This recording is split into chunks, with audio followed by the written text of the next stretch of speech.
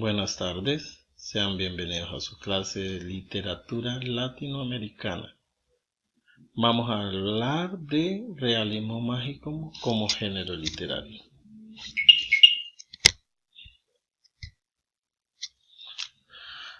Realismo mágico es un movimiento literario y pictórico de mediados del siglo XX. Se define por su preocupación estética y el interés de mostrar lo irreal o extraño como algo cotidiano y común. Para hablar de realismo mágico, tenemos que ir a sus inicios. Inicia en 1925 con Frank Roth, crítico de arte alemán que utiliza el término real maravilloso postexpresionismo para hablar de lo pictórico y el rechazo del mundo del arte en la posguerra, que fue influenciado por el expresionismo. Recordemos que el expresionismo muestra la exageración y la distorsión de la realidad para representarlo en sus obras.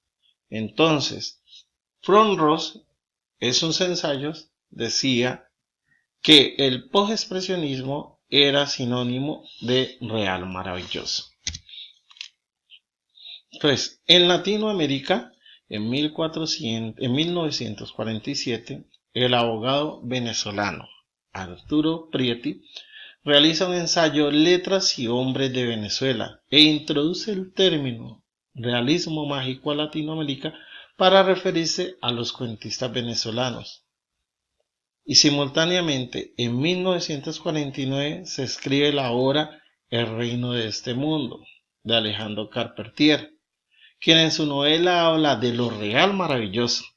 En ella hace una mezcla de historia independentista, revolución haitiana, budismo, sacrificio de animales y el sudor de los esclavos en las plantaciones. Entonces vemos que simultáneamente realismo mágico y real maravilloso se inician porque en 1947 Arturo Prietti introduce el realismo mágico para referirse a los cuentistas venezolanos, mientras que Alejandro Carpentier habla de lo real maravilloso en su novela El reino de este mundo. Miremos las diferencias que hay entre el realismo mágico y lo real maravilloso.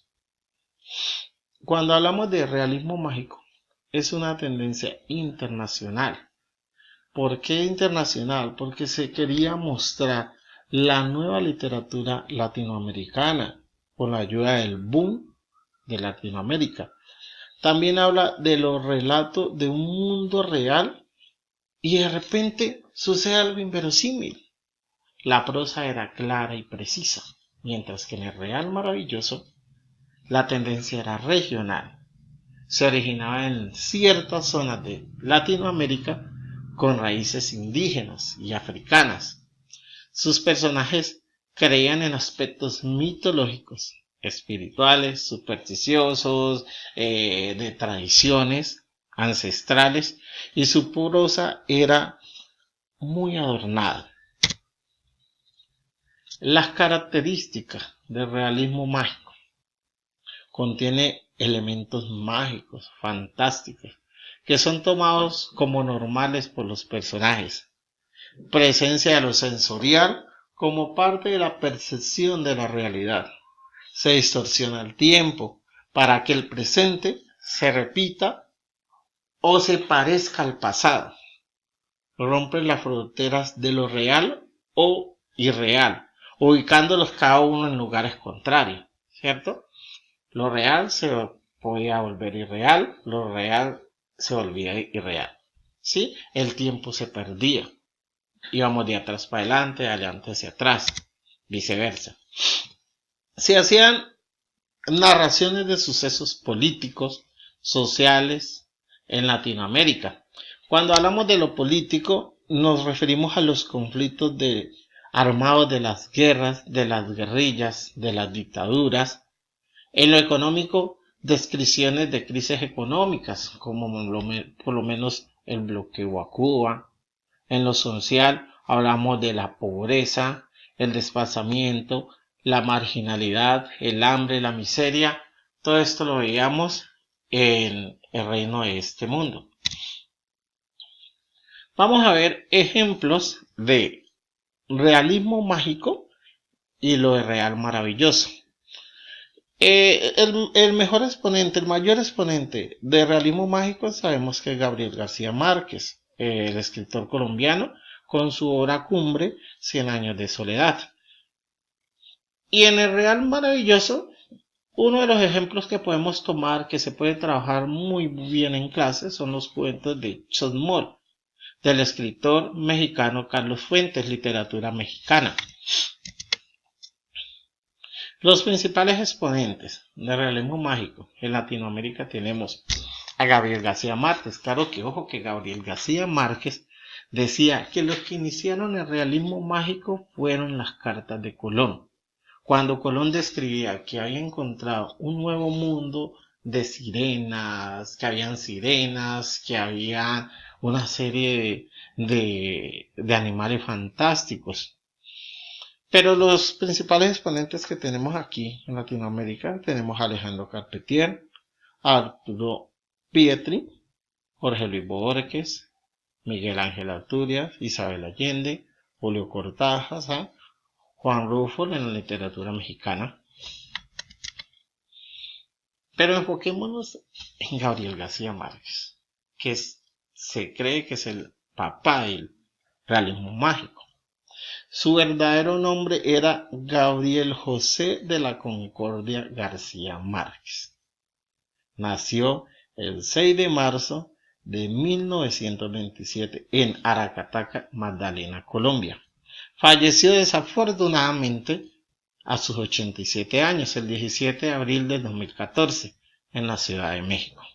Fue escritor, periodista, editor, guionista.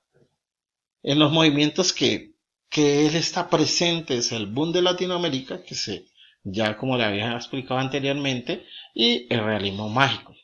Sus principales obras tenemos 100 años de soledad, Crónica de una muerte anunciada, El coronel no tiene quien escriba, Relatos de un náufrago, El amor en los tiempos de cólera, ¿sí? Fue premio Nobel de literatura en 1982. Su primera novela, óigase bien, su primera novela fue La hojarasca en 1957. Esta novela tiene algo en particular. No tenía ningún signo de puntuación y se entendía perfectamente. Perfectamente se entendía. Hablemos de su obra cumbre, 100 años de soledad y El pueblo de Macondo. ¿Sí? Analicémonos literariamente. 100 años de soledad fue la novela cumbre de Gabriel García Márquez. ¿Sí? En ella narra los sucesos de la familia Buendía, de toda su descendencia, de cómo cruzaron la sierra junto con otros familiares para se asentaron en un lugar desértico del Caribe para fundar el pueblo de Macondo. La generación de los Buendía duró algo más de 100 años. En el pueblo de Macondo fue testigo de sus aventuras, de sus tristezas, de sus amarguras, de la soledad que tenían los personajes. Se dice que por eso se llamó 100 años de soledad, porque ellos vivían en soledad. Vamos a ver ejemplos de realismo mágico en la novela 100 años de soledad, ¿sí? Se dice que el realismo mágico son historias fantásticas. Aquí vemos el nacimiento del último miembro de la familia Buendía, que nació con cola de cerdo, ¿sí? Solo cuando lo voltearon fue que se dieron cuenta que tenía una colita de cerdo. El diluvio duró más de 40 años. Llovió 40 años, 11 meses y 2 días. La enfermedad imaginaria con la que tenían los habitantes de Macondo la peste de insomnio. Con el que sufría la enfermedad dejaba de dormir y olvidaba el nombre, las cosas, olvidaba hasta su propia identidad.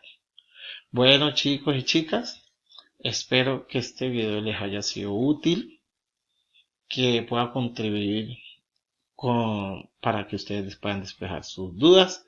Les agradezco mucho. Que mi Dios me los bendiga. Muchas gracias.